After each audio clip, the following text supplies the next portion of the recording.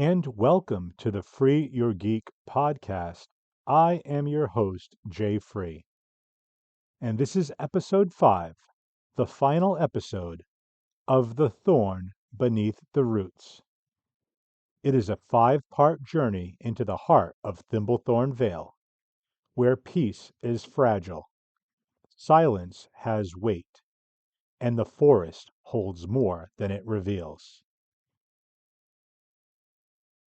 Under the silver leaves of the Willowfire Tree, the Vale gathers to mourn.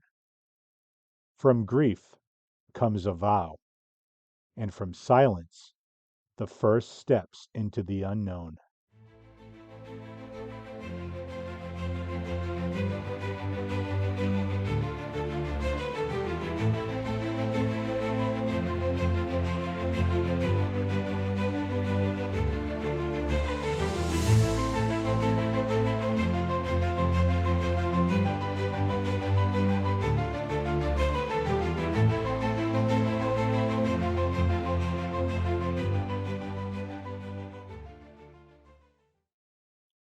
Episode 5: The Silence That Followed. The days after Mira's death moved slowly, each one weighed down by silence. The Sharproot home no longer felt alive. The hearth still burned, but its warmth did not reach the family who sat in its light. Brenna clutched Mira's torn satchel, holding it to her chest, as though she could draw her daughter back from the fabric itself. Tamlin carried his grief like stone, saying nothing, his hands trembling whenever they brushed against the table where Mira once sat. Milo did not speak at all. He lingered outside or sat at the edge of the clearing, eyes fixed on the forest. His flail rested untouched. His silence was heavier than words could have been. The village mourned with them. The whole of Thimblethorn Vale came to pay respect. Some brought pressed flowers. Others brought stones etched with her name. Candles flickered in the evening air, their small flames bending with the wind. These were not grand gestures, but quiet offerings for a girl who had lived with lightness. Milo stood apart from the gathering.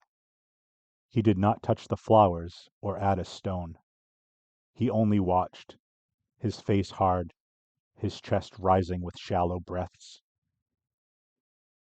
The bead from Mira's broken necklace hung around his neck, its cracked edge biting against his skin. He had tied it there in the glade, and now it beat against him with each step, a reminder of failure and a burden he would not put down.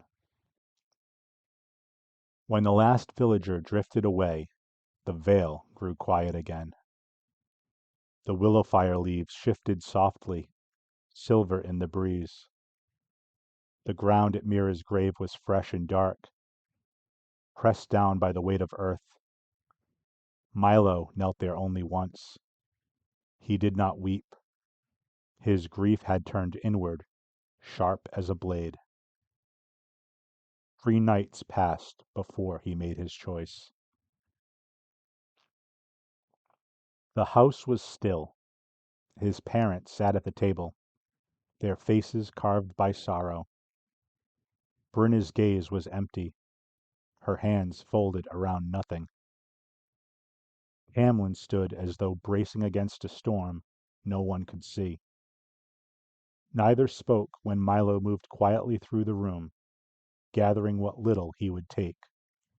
Dried meat, a flask of water, a strip of bandages. He strapped on his vest and fastened the flail to his side. The wooden bead thumped faintly against his chest, each beat marking a vow not yet spoken. Outside, the night was clear. The air smelled of dew and ash. Above him, Stars blinked in scattered lines, their light dim against the dark forest. The Vale slept, but Milo felt awake in a way he never had before. Grief had stripped away the boy who trained in the hunter circle. What remained was something harder. At the edge of the garden, he stopped. The Willowfire Tree rose in the distance, its leaves glowing faintly in the starlight. Beneath it, his sister rested. The bead pressed into his chest again, heavy and unyielding. He did not speak aloud, but the vow settled deep within him. Her death would not fade into silence. It would not be another story whispered by the Vale and forgotten. He would carry it with him into the woods, into the world, until he found a way to make it mean something. Milo stepped forward. The forest accepted him, branches closing overhead, shadows stretching long across the path. Mist rose in thin ribbons, wrapping around his legs as though to mark his passage.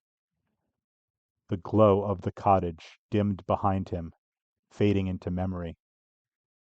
He walked without looking back. The silence that followed was not only grief, it was the silence before a storm, the silence of a boy remade by loss, carrying a cracked bead and a burden of resolve into the waiting dark. And this concludes The Thorn Beneath the Roots. Thank you all for joining me on this journey into Thimblethorn Vale. In the future, new stories will rise, and I hope you'll be here when they do.